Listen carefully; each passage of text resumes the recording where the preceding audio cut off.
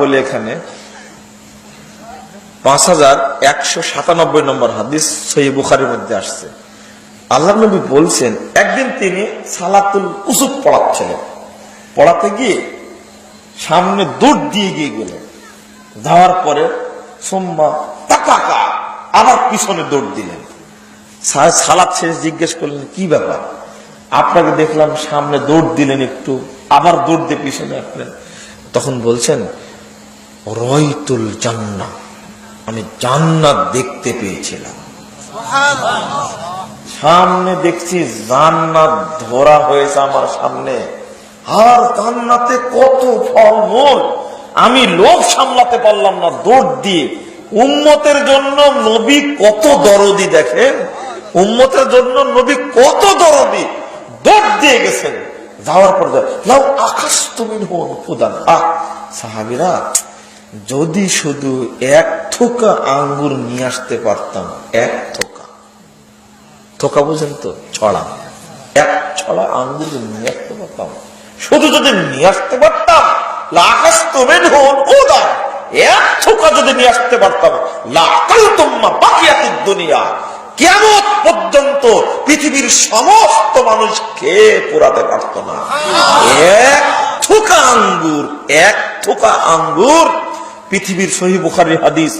আল্লাহর নবী বলছেন, এক থোকা যদি নিয়ে আসতে পারতাম দুনিয়াতে, আমি চেষ্টা করেছিলাম গো, আমি চেষ্টা করলাম খুব, এই জন্য দৌড় দিয়ে গেলাম, দৌড় দিয়ে গেলাম, শুধু ছিঁড়ে নিয়ে চলে আসবো।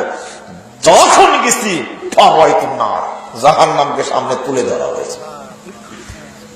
লাম আরা মানজারান কত্ত, এইরকম বিভৎস ভয়ঙ্কর জাহান্নাম আমি কোনোদিন দেখিনি, আমি কোনোদিন দেখিনি। এক আগুন আর এক আগুনকে ধরে জড়তে ধরে খাচ্ছে, দেখতে পাচ্ছি, সাথে সাথে ভয় আমি পিছনে ফিরে এসেছি।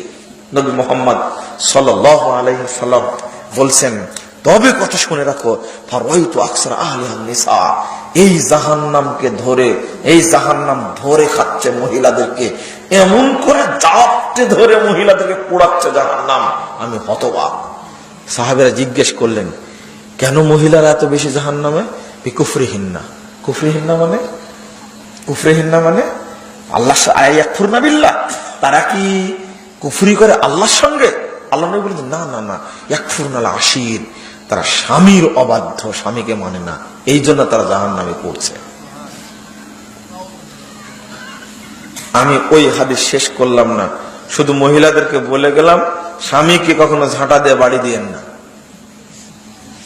মাঝে মাঝে পত্রিকায় আসে না, হ্যাঁ, গালি দেওয়া দূরে থাক, যদি শুধু এতটুকু কথা বলে, আরে 12 বছর যাবত সংসার তো করছেই, 12 বছর সংসার করছে, 14 বছর করছে, এ কথা তো বলতেই একটা পারে, বলে না, তুমি একদিনে ভালো আচরণ করলে না, বলতে পারে না, এটা স্বাভাবিক কথা না?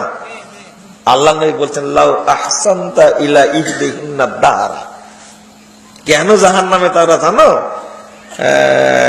তুমি 12 বছর এক যুগ যাবত তার সাথে ভালো আচরণ করছো, সুম্মা রাওয়াত মিনকা শাইয়া, হঠাৎ একদিন একটা খারাপ আচরণ তোমার দেখেছে, তখন বলছে যে